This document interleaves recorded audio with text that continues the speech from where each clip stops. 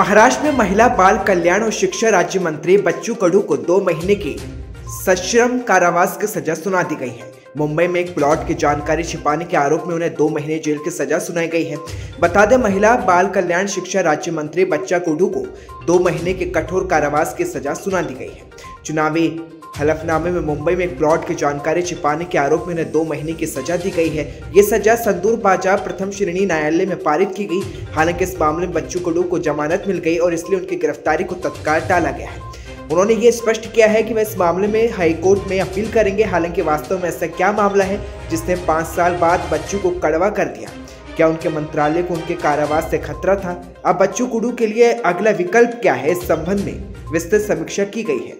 Court के फैसले के चलते बच्चू कडू के पास हाईकोर्ट जाने का विकल्प है। उन्होंने स्पष्ट किया है कि वे हाईकोर्ट जाएंगे और समाधान की मांग करेंगे। ऐसे में देखना दिलचस्प होगा कि हाईकोर्ट इस मामले में क्या फैसला देता है। सूत्रों ने यह भी कहा है कि इस मामले में बच्चू कडू के मंत्री पद और विधानसभा सदस्यता को कोई खतरा नाही।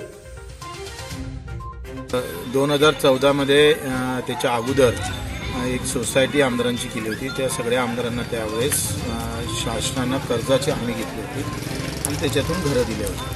आता त्याच घरावर आपण कर्ज काढलं आणि त्याच्यामुळे कर्जाची रक्कम त्या घराची याच्या निवडणुकीच्या जो अर्ज आहे त्याच्यावर टाकला गेली। नेमकं घराचा क्रमांक आणि घर टाकला गेलं नाही एवढी त्याच्यातली ते चूक आहे। हे जाणूनपूर्वक, कारण घर आपण दाखवलंच आहे कर्जाचं, पण न्यायालयानं आता जो चुकीचा निर्णय दिला त्याचं आम्ही स्वागतच करतो। अगदी न्यायालयाचा सन्मानच करायचा असतं। चुकीचा निर्णय दिला तरी सन्मान करावं लागतं। म्हणजे त्याच्यात तर अशी केस आहे का हा रिपोर्ट चांदूर बाजार गुन्हा झाला आचरपूरला, तक्रार करणार आहे चांदूर बाजारचा आणि तक्रार झाली आशेगावला। ज्या ठाणेदारानं एका गरीब माणसाला 20,000 रुपये घेऊन लुबाडलं होतं त्या ठाणेदाराला आम्ही थोडासा आमच्या पद्धतीनं सबक दिला होता, म्हणून त्यानं ते डाव काढला आणि आशेगावला त्यानं ते तक्रार घेऊन घेतली।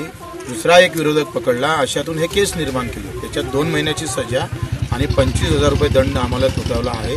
आम्ही वरच्या कोर्टात जाऊ, त्याच्यानं काही होणार नाही, मला आत्मविश्वास आहे। वरचं न्यायालय आमच्यावर न्याय करेल असा आम्हाला पूर्ण आत्मविश्वास आहे। महाविकास आघाडीतील राज्यमंत्री श्री बच्चूभाऊ कडू यांनी 2014च्या विधानसभा निवडणुकीमध्ये जे नामांकन पत्र दाखल करायचं असते त्या शपथपत्रामध्ये त्यांच्या मालकीचा मुंबईला असलेला फ्लॅटच्या संदर्भातील माहिती त्यांनी लपवले असल्याकारणाने मी 27/12/2017ला आशेगाव पोलीस स्टेशन येथे तक्रार दाखल केली असता त्यांच्याविरुद्ध दखलपात्र लोकप्रतिनिधी कायदा कलम 125 अनुसार गुन्हा दाखल करण्यात आलेला होता आणि तत्कालीन ठाणेदार अजय आकरे साहेबांनी त्याचा संपूर्ण तपास करून दोषारोपपत्र चांदूर बाजार प्रथम श्रेणी न्याय दंडाधिकारी यांच्याकडे दाखल केलेलं होतं आणि त्या संदर्भातील सर्व साक्ष्य पुरावे न्यायालयाने तपासले असता बच्चू कडू यांना दोषी ठरवण्यात आलं आणि आज रोजी त्यांना 2 महिन्याची शिक्षा आणि 25,000 रुपये दंड अशा प्रकारची शिक्षा आज ठोठावण्यात आलेली आहे। खबर आसनसोल से है, जहां नगर निकाय चुनाव में सुबह 7 बजे से चालू हो गए और कड़ी सुरक्षा के बीच लगातार पोलिंग बूथों पर शांतिपूर्ण वोटिंग जारी है और इसके साथ ही कोरोना नियम का पालन भी किया जा रहा है। हर एक मतदाता का बायो टेम्परेचर भी मापा जा रहा है ताकि कोरोना जैसी बीमारी से बचा जा सके और तमाम कोरोना नियमों का पालन किया जा सके। वहीं चुनाव में लोगों को सोशल डिस्टेंसिंग का पूरा ख्याल रखते हुए मतदान किया जा रहा है। वहीं अब तक की जानकारी के समेत 14% वोटिंग हो चुकी है और लगातार लोगों में उत्साह भी देखने को मिल रहा है।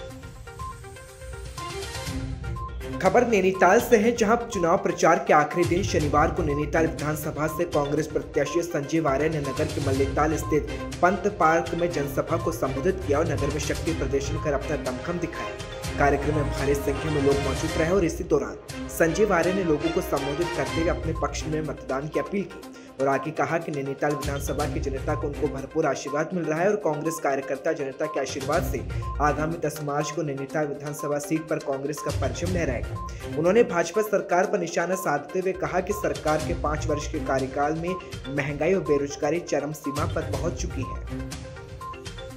खबर महोबा से है, जहां मुख्यालय में महिला जिला अस्पताल में अव्यवस्थाओं का दौर जारी है। जहां प्रसूता महिला को नहीं मिल पा रहा सरकारी योजनाओं का लाभ, अस्पताल में स्वास्थ्य सेवाएं दलालों के हाथ में कठपुतली बन गई है और प्रत्येक चिकित्सा सुविधा के बदले तीमारदारों से मोटी रकम ऐंठी जाती है, यानी कि जिंदगी की कोई गारंटी नहीं और हालात बिगड़ने पर रेफर कर दिया जाता है। बीते 4 दिनों से भर्ती गर्भवती महिला के परिजनों ने 500 पैच बीते 4 दिनों से भर्ती गर्भवती महिला के परिजनों ने 1500 रुपए मांगने के लिए गंभीर आरोप लगाए और मांग पूरी नहीं होने पर रेफर करने की लेकर भी बात सामने आई, तो वहीं जिसके चलते बच्चे के पेट में ही मौत हो गई। बता दें, पूरा मामला महोबा मुख्यालय का बताया जा रहा है, जिसको लेकर अस्पताल पर कई सवाल उठे।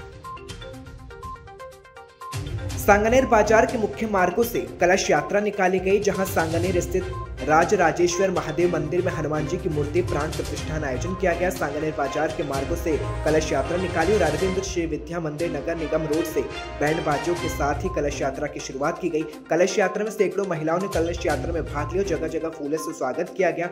सांगनेर बाजार के व्यापारियों ने कलश यात्रा पर फूलों से स्वागत किया, तो वहीं कलश यात्रा का आयोजन सीताराम कयाल और राजराजेश्वर महादेव भक्तगण के सहयोग से किया गया, जहां आतिशबाजी तक की गई और कलश यात्रा नगर निगम रोड होते हुए अनाज मंडी होते हुए मुख्य बाजार से सीटीएस बस स्टैंड सांगा सर्कल से होते हुए राजराजेश्वर महादेव मंदिर पहुंचकर समाप्त हुई, जहां पर सभी को फलहार दिया गया। बता दें, 13 फरवरी को पंडितों के द्वारा विधिवत पूजन हवन कर प्राण प्रतिष्ठा कराई जाएगी और हनुमान जी के प्रसादी भंडारे के रूप में आयोजित की जाएगी, जहाँ हजारों भक्त शामिल होंगे।